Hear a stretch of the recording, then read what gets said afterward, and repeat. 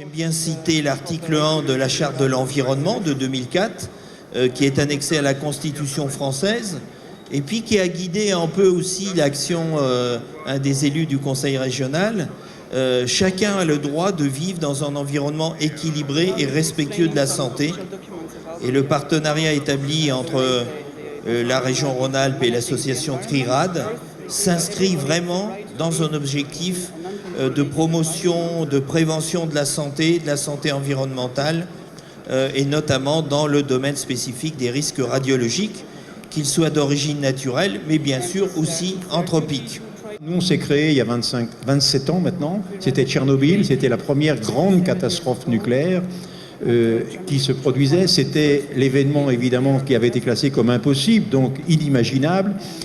Et on était 25 ans après, en 2011, et on s'apprêtait à fêter nos 25 ans, et qui était déjà un miracle que la CRIRAD continue à exister au bout de 25 ans. C'était déjà une performance. Et puis est arrivé Fukushima au mois de mars 2011, et évidemment ça tout a changé dans notre façon de préparer ces 25 ans, puisque au lieu de se retrouver à fêter notre naissance, on s'est retrouvé le nez dans le guidon à chercher des informations sur ce qui se passait au Japon, etc. Et là, la grande différence avec 86, c'est que là, on avait une équipe, un labo. En 86, on n'avait rien, évidemment, on démarrait. Là, on avait une équipe opérationnelle avec du matériel qui nous a permis immédiatement de se mettre au travail. Et je peux vous dire que les salariés, les administrateurs, les bénévoles de la CRIRAD, à partir du début de la catastrophe, se sont mis au travail jour et nuit pour essayer évidemment d'avoir des informations, c'était la première chose, et puis d'aider les Japonais. Et c'est comme ça qu'on a rencontré, on a par Internet aujourd'hui, on a pu créer des liens qui aujourd'hui, vous allez le voir, ne sont pas seulement une aide personnelle, mais une aide sociale, une aide scientifique et une vraie rencontre humaine. Et c'est ce que j'aimerais que Bruno, qui est allé là-bas, et Wataru, qui est venu spécialement ici en France pour cet anniversaire, vous fasse partager. Au niveau de la CRIRAD, une des premières choses qu'il nous a fallu faire suite à cette catastrophe, c'est nous inquiéter à la fois de la situation au Japon, qui évidemment était absolument catastrophique, et en même temps se préparer à l'arrivée des masses d'air contaminés sur la France, puisque nous avons été assaillis de mails, de courriels, de lettres, de coups de fil par des citoyens français et japonais qui s'interrogeaient sur ce qui allait arriver en France. Donc par rapport à ça, la CRIRAD a fait tout un travail de prédiction, d'interrogation des données existantes dans d'autres pays, par exemple aux États-Unis, et on s'est rapidement aperçu qu'il y avait par exemple un réseau international de surveillance de la radioactivité de l'air, mais qui ne donnait pas ces chiffres. C'est pourquoi, à cette époque, on a lancé une pétition qui existe toujours pour que ces chiffres de surveillance de la radioactivité de l'air à l'échelle planétaire soient accessibles au grand public en permanence. C'est très important pour anticiper les contaminations qui vont nous arriver dessus. Donc la catastrophe de Fukushima, vous vous souvenez, le 11 mars 2011, 3 réacteurs, en réalité, ont eu leur cœur qui a fondu, partiellement ou en totalité, sans parler des problèmes de mise en cause de l'intégrité des piscines de stockage du combustible usé, et donc des rejets de radioactivité dans l'atmosphère et dans le milieu marin qui ont été vraiment extraordinairement élevés. Alors en ce qui concerne la France, vous avez sur ce document une vision du réseau de balises que gère la CRIRAD sur le territoire principalement rhône-alpin. On a une balise en Avignon et on en a un certain nombre en Rhône-Alpes, qui nous permettent de surveiller en permanence la radioactivité de l'air. Et ce réseau est soutenu depuis maintenant 6-7 ans par le Conseil régional Rhône-Alpes. Donc ce réseau permet d'échantillonner l'air en permanence, de le faire passer à travers des filtres qui retiennent les poussières ou les gaz radioactifs, comme l'iode radioactif, et de pouvoir connaître très rapidement le taux de concentration d'éléments radioactifs dans l'air ambiant. Et vous voyez sur ce graphique, par exemple, la quantité d'iode radioactif mesurée en millibecquerels par mètre cube que nous avons enregistrée avec la balise située à Valence. On a bien vu arriver les masses d'air contaminées en provenance de Fukushima entre 10 et plutôt une quinzaine de jours après le début de la catastrophe. C'est bien arrivé sur le territoire français. Mais grâce à ce réseau de surveillance, on a pu donner des informations aux citoyens français qui nous interrogeaient et être dans le cas de la France plutôt rassurant. Il y a bien eu une contamination en France, contamination de l'air, contamination des végétaux, de la chaîne alimentaire, mais à des niveaux très faibles qui ne justifiaient pas la prise de pastilles d'iode ou des précautions particulières. Par contre, ce qui nous a profondément bouleversés depuis le début, c'est notre impuissance par rapport au fait de dénoncer la gravité de la situation au Japon. Pendant plusieurs jours, plusieurs semaines, on a compilé le maximum de données qui nous parvenaient sur des sites en japonais. Et toutes les informations qui nous parvenaient jour après jour nous montraient systématiquement l'aggravation de la situation. Donc à cette époque, la CRIRAD a fait une dizaine de communiqués de presse au mois de mars 2011 pour dénoncer la contamination de l'air au Japon, la contamination de la chaîne alimentaire. Il faut savoir par exemple, et les propres mesures du gouvernement japonais le montraient, que dans certains endroits du Japon, le taux de concentration en iode radioactif dans les végétaux était tel qu'en consommant quelques grammes de certaines matières végétales, un jeune enfant pouvait dépasser la dose maximale annuelle admissible à la thyroïde. Et pourtant, à ce moment-là, il n'y avait pas de restriction de consommation alimentaire. Donc, c'est important d'essayer de décortiquer le peu de données qui sont accessibles, en particulier sur Internet, mais c'est encore plus important d'avoir des partenaires locaux. Donc on a cherché à tisser des liens avec des associations, avec des citoyens japonais, et parmi ces perches qu'on a tendues, celle qui a été le plus efficace, c'est la coopération avec M. Wataru Iwata, qui est un artiste, il est compositeur de musique, et qui s'est engagé dès le début pour venir en aide aux populations de Fukushima. After the March 11th, because according to the lesser information given from the government, we have tried to form the group which we try to measure by ourselves to know the situation. And we have tried to obtain the measuring devices, but at the time it's very hard to find.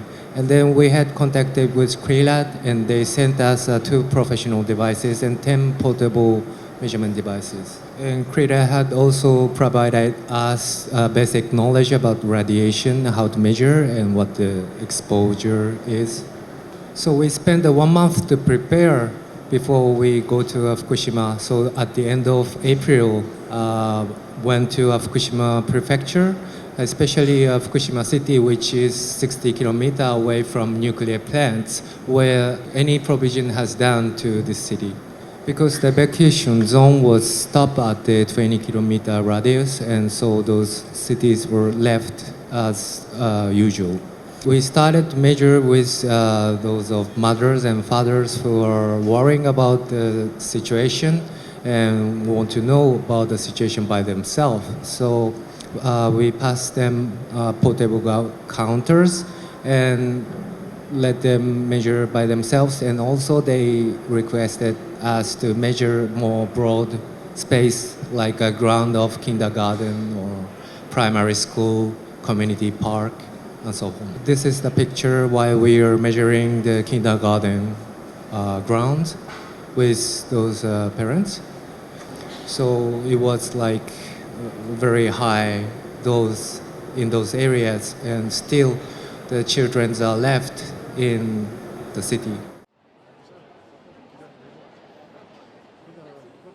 In May, while we were measuring together with those parents, their concern is the food contamination, because the food products which they can find from a supermarket or also a lunch, school lunch, are the produced local, and eat local was the policy. When CRIRAD had decided to send 2 researchers to Japan, we asked them to bring some device which we can check food contamination. And we had the food measuring event in Fukushima City at May. Then lots of people were lined with bringing their own food stuffs, but the numbers which we can measure in one day is so limited. So we knew that we had to install the measuring station, which people can use in a daily basis.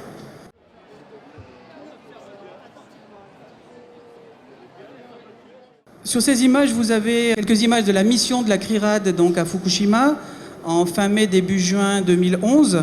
Donc pendant cette mission, on a fait ensemble avec Wataru Iwata et ses collègues des prélèvements de sol, des mesures du taux de radiation. Et je dois dire que ce qui nous a beaucoup choqué, c'est que depuis l'atterrissage à l'aéroport de Narita, tout de suite en sortant, juste après s'être dit bonjour, on a commencé des mesures sur le parking, sur le tarmac, et déjà ça crachait de manière anormale. Et évidemment, plus on est monté vers Fukushima, plus le taux de radiation, en gros, augmentait.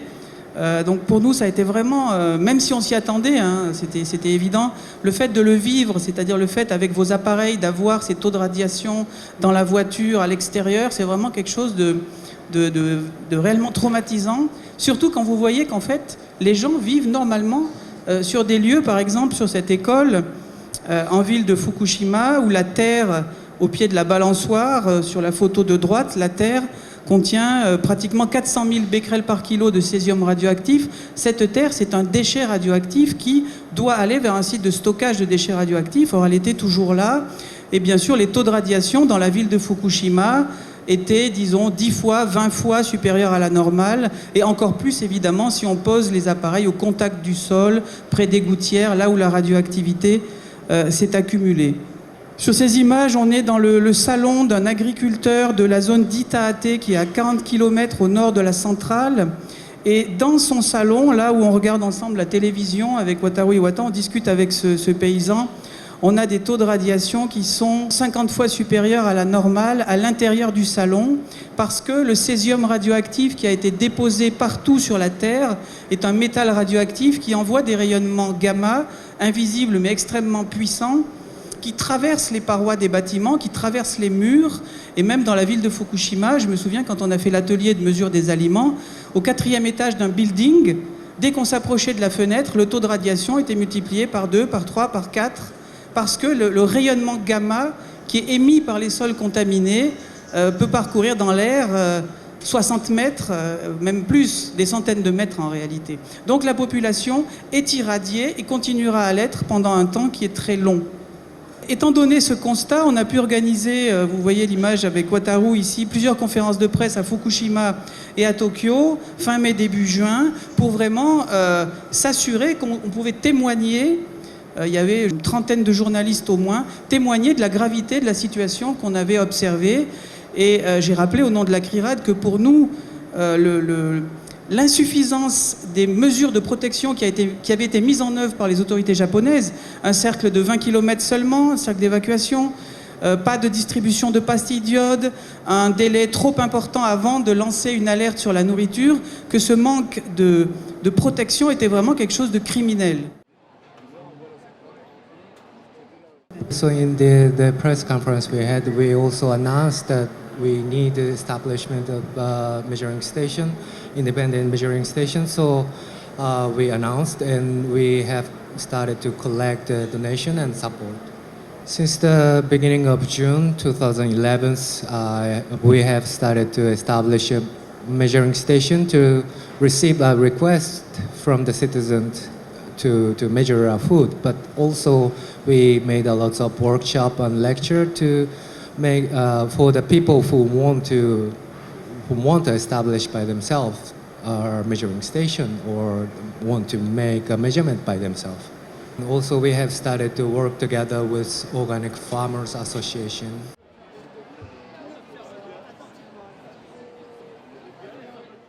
And until the end of 2011, we have established 9 measuring stations in Fukushima Prefecture and 1 in Tokyo to support the activities in Fukushima. So each measuring station is operated by the different citizens group.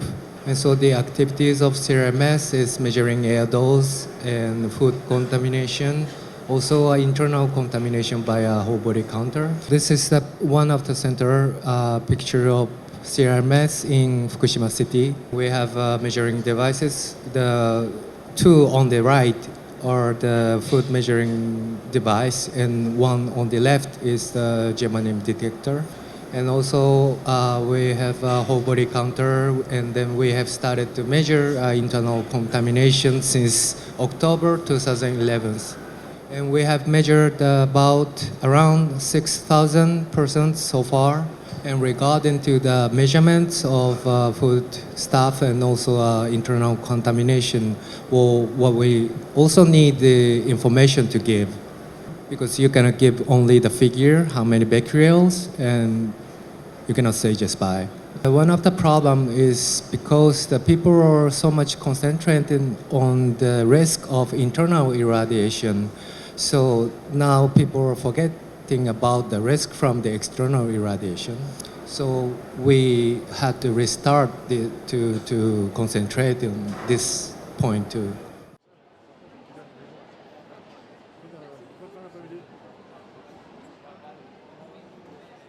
Par rapport à cette question, on a organisé une deuxième mission CRMS CRIRAD en juin 2012. Encore une fois, là aussi, grâce au soutien financier du Conseil régional, parce que vous l'imaginez, ça coûte quand même de l'argent. Merci d'ailleurs à nos adhérents qui sont pour certains dans la salle, parce que c'est aussi grâce à vos soutiens. Le Conseil régional apporte une part importante, mais les fonds propres de la CRIRAD aussi, et ça c'est grâce à vous. Donc sur cette carte, vous avez le taux de contamination dans l'air ambiant. Vous voyez le cercle des 20 km, la contamination la plus importante qui est allée vers le nord-ouest. La ville de Fukushima est indiquée avec la lettre W pour le quartier Watari, et la lettre O, c'est un autre quartier qui s'appelle Oguni, dans le district de Date. Donc je vais vous donner quelques éléments sur les mesures qu'on a fait à ces différents endroits. Donc ici, on est sur le parking dans Fukushima City, à côté des bureaux du CRMS, c'est évidemment contaminé partout. Ici, avec Wataru, on fait des mesures dans un quartier qui s'appelle Watari. Vous avez une maison d'habitation juste derrière les arbres. Et là, le taux de radiation partout est, disons, au moins 10 fois supérieur à la normale. Et il n'a que très peu baissé par rapport aux mesures qu'on avait faites en juin 2011 au même endroit. Donc un an après, ça a très peu baissé. Il faut savoir que si la radioactivité vient du césium-137, qui a une période de 30 ans, c'est-à-dire que sa radioactivité n'est divisée par 2 que tous les 30 ans. Il y a aussi le césium-134 qui a une période de 2 ans qui décroît un peu plus vite, mais on peut montrer par le calcul qu'en un an, la radioactivité émise par les sols n'a dû baisser que de quelques dizaines de pourcents, ce qu'on a effectivement constaté. Donc les gens continuent à être irradiés, surtout les territoires où il y a une contamination importante des sols. On a tenu, à la demande de CRMS et des habitants, à faire des mesures dans cette zone qui est à quelques kilomètres à l'est de la ville de Fukushima. Ça s'appelle le secteur d'Oguni, où là on a fait des mesures dans une maison soi-disant décontaminée. Vous avez ici l'entrée de la maison, et de l'autre côté de la route, vous voyez une colline avec des arbres. Ces arbres sont ébranchés. En effet, la contamination, elle est sur les sols, mais elle est aussi sur les branches, sur les feuilles. Or, comme les rayons gamma du césium peuvent parcourir dans l'air une centaine de mètres et même beaucoup plus, les habitants de la maison reçoivent la radiation qui est émise par les arbres de la colline en face. Donc les décontamineurs ont travaillé là pendant 3 mois, à parfois 5 personnes, pour décontaminer au mieux cette propriété. Ça a été une décontamination pilote.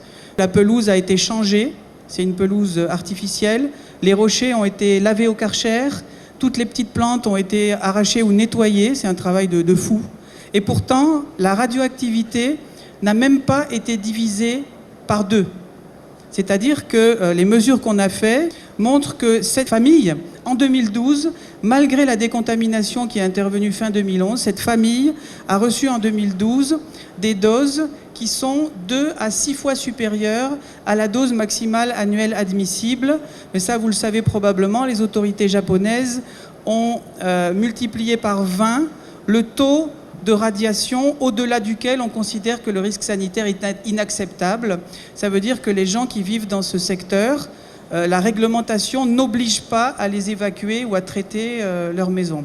En fait, on voit très bien que décontaminer les territoires à un niveau sérieux, c'est impossible. C'est absolument impossible de décontaminer une maison, parce qu'il faudrait décontaminer pas seulement la terre au pied de la maison, mais il faudrait décontaminer la forêt, la colline et les environs sur une centaine de mètres à la ronde et même plus, donc ce n'est pas possible. C'est pour ça que c'est très important d'appuyer les efforts pour changer le cadre législatif. since the establishment of the measuring station, we knew that the aim of the independent measuring station should be in short term and long term, which will be changed. For short term, we measure food and internal contamination while the people are still left in Fukushima, and while they cannot decide what to do, whether they to stay or migrate. So we were conscious about the lesson from Chernobyl. In Chernobyl, the law, so-called the Chernobyl law, has established 5 years after the accident, and which said the area exceed more than 5 millisievert per year as obliged to evacuate, and the area which exceed more than 1 millisievert per year, people can receive rights of migration. So with lots of effort from citizens groups, lawyers group, and also Diet members, the law for so-called child victims law was passed, the Diet, in June 2012. In this law, the rights of evacuation is mentioned. And people who work lots for establishment of this law requesting the target supporting area should be the area which exceed more than 1 millisievert per year. In the law, the concrete figure or criteria for the target support area is not written yet. So first, it was supposed to be written in the October last year. It's already 9 months has been since the law has passed, but the law is not working properly. Now there are lots of effort from citizens, and also there are 74 municipalities and from entire Japan are proposing the child victims law to be effective. And we really welcome international pressure, because there are big difference from Chernobyl and the Fukushima case, because the case of Fukushima could be one of the reference of the next nuclear accident, could be happen where the nuclear plants is there.